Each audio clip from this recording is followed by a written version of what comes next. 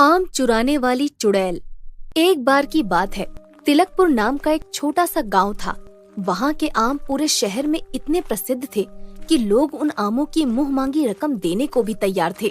तिलकपुर गांव में ही विक्रम नाम का एक छोटा सा किसान रहता था, जो कि बहुत सीधा और सज्जन पुरुष था।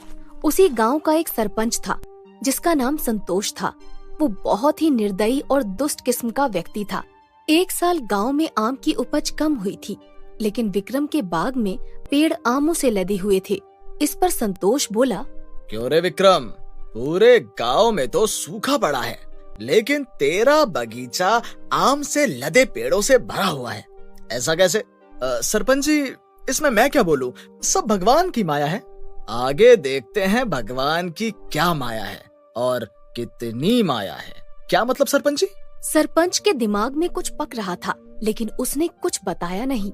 अब रोज सुबह विक्रम आम बेचने जाता और सरपंच भी उसके साथ अपने आम बेचने निकल पड़ता। सरपंच जी, आपके यहाँ बगीचे में तो इतने आम नहीं लगे थे, इतने आम कहाँ से आए?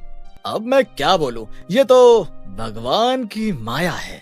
विक्रम समझ गया था कि हो न हो ये आम उसके बागीचे से ही चोरी किए गए थे, लेकिन वो किसी से बोल नहीं सकता था। भला सरपंच पे इतना बड़ा आरोप लगाना छोटी बात नहीं थी। विक्रम कुछ नहीं बोला और अपने आम बेचकर घर लौट गया। रात को विक्रम ने एक तरकीब निकाली और खेत में ही सो गया, ताकि कोई उसके आम चोरी न कर सके। आज देखता हूँ कौन मेरे आम चुराता है। मेरे बगीचे में कोई चोर तो क्या, खुद सरपंच भी आ जाए तो मैं उसे भी छोड़ूंगा नहीं। बागीचे के दूसरे छोर से चिल्लाने की आवाज आती है।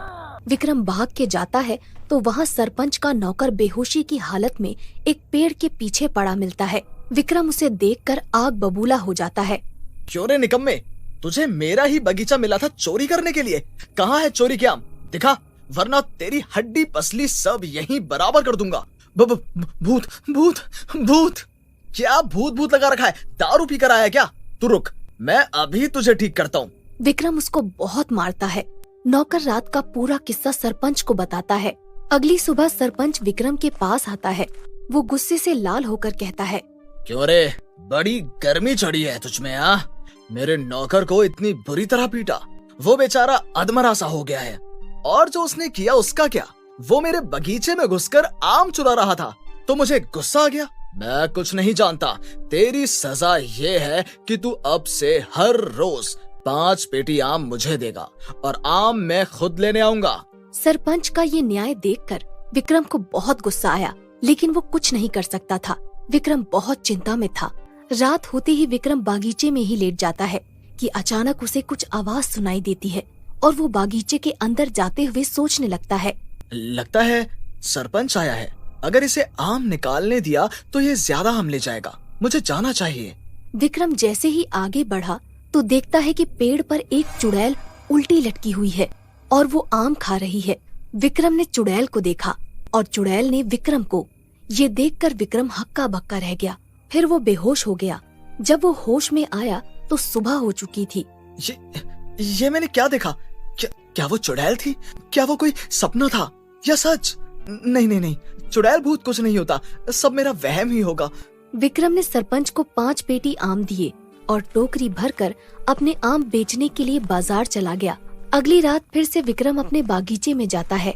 कल मेरा वहम ही रहा होगा, नहीं तो चुड़ैल मुझे ऐसे ही जाने नहीं देती।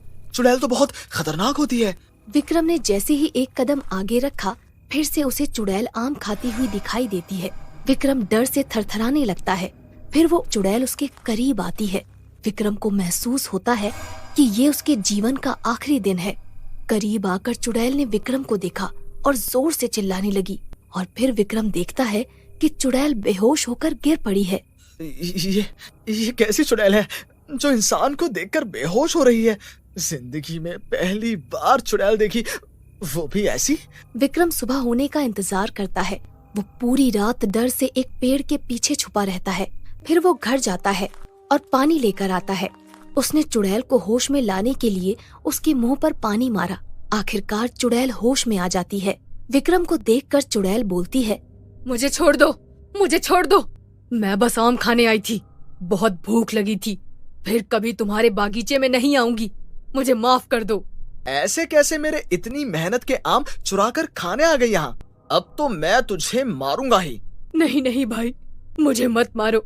तुम जो बोलोगे वो सब मैं करूंगी। मुझे उड़ना आता है, गायब होना भी आता है, और पेड़ पर तो मैं आराम से चढ़ जाती हूँ। बस इंसान से डर लगता है, बड़े अजीब से दिखते हैं ये इंसान। विक्रम को चुड़ैल की बात पे हंसी आ जाती है। फिर विक्रम के दिमाग में एक तरकीब सूझती है। ठीक है, तुम जितने चाहे आम खा लो, लेकिन बदले में मैं जो बोलूंगा तुम्हें वो करना होगा। ठीक है, लेकिन इंसान से सामना ना हो तो ही अच्छा है। विक्रम सरपंच को सबक सिखाना चाहता था, लेकिन चुड़ैल इंसानों से सामना नहीं करना चाहती थी। विक्रम सोच ही रहा था, तब तक उधर से सरपंच आ जाता है। वो देखो, तुम्हारी बिरादरी का एक और आ गया। ये सुनकर विक्रम के दिमाग में एक तरकीब सूझी। फिर विक्रम ने चुड़ैल को जाने को कहा। उधर सरपंच विक्रम के पास आकर खड़ा हो जाता है। आइए सरपंच जी, आपका ही बगीचा है। क्या बात है, आज तू बड़ा खुश लग रहा है। बस आपकी ही राह देख रहा था, और भगवान की माया देखिए, आप आ भी गए। बड़ी लंबी उम्र है आपकी सरपंच जी। हाँ, लंबी तो है। अब जल्दी आम की पेटी निकाल दे, वो भी 5। जी बिल्कुल, ले जाइए, आपके ही हैं सरकार। एक काम कीजिए, आप आज रात को आइएगा, मैं आपको 10 पेटी आम दूंगा, लेकिन अकेले ही आइएगा। सरपंच खुश हो जाता है और बोलता है, वाह, तू तो बड़ा समझदार हो गया। ठीक है, मैं आज रात भी आ जाऊंगा, और वो भी अकेले। और फिर रात होते होते सरपंच विक्रम के बागीचे में पहुंच जाता है।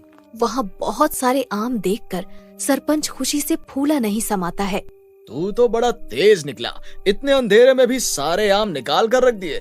मैं तुझसे खुश हूँ। बता क्या चाहिए तुझे? तू चाहिए, मुझे तू चाहिए। चुड़ैल को सामने देखकर सरपंच के माथे पर पसीना आ जाता है। वो चुड़ैल को देखकर भागने लगता है। चुड़ैल जादू से उसके आगे आ जाती है।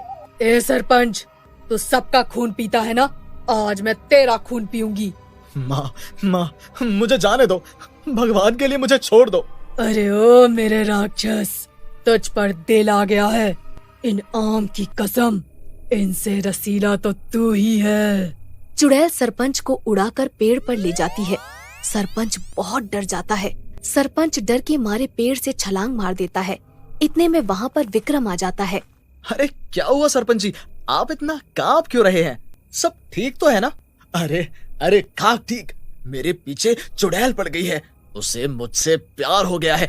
मैं जा रहा हूँ, अब से तेरे आम नहीं चाहिए भाई। तू ही खा, तू ही बेच, मुझे मेरी जान प्यारी है, मुझे जाने दे। लेकिन सरपंच जी, किसी से बोल मत देना कि आपने यहाँ चुड़ैल देखी और वो आपसे प्यार कर बैठी। सब हंसेंगे आप पर। इस बात को यहीं खत्म कर देना। ठीक है, अब मुझे जाने दे भैया। ये चुड़ैल मुझे अपने साथ ले जाएगी। ऊपर से अजीब अजीब से गाने गा रही है ये। तुमने जैसा बोला था मैंने वैसा ही किया है। अब मैं यहाँ रह सकती हूँ ना? हाँ ठीक है, तुमने मेरी मदद की है और तुम्हें जितने आम खाने हैं खाओ, लेकिन तुमको इस बगीचे की रखवाली करनी होगी। और अगर मेरा प्यार कभी फिर से वापस आ गया तो तुम फिर से अपनी बेसुरी आवाज से डरा देना, वो फिर से भाग जाएगा। चुड़ैल और विक्रम हंसने लगते हैं और विक्रम चुड़ैल को अपने बागीचे में हमेशा के लिए रहने के लिए इजाजत दे देता है।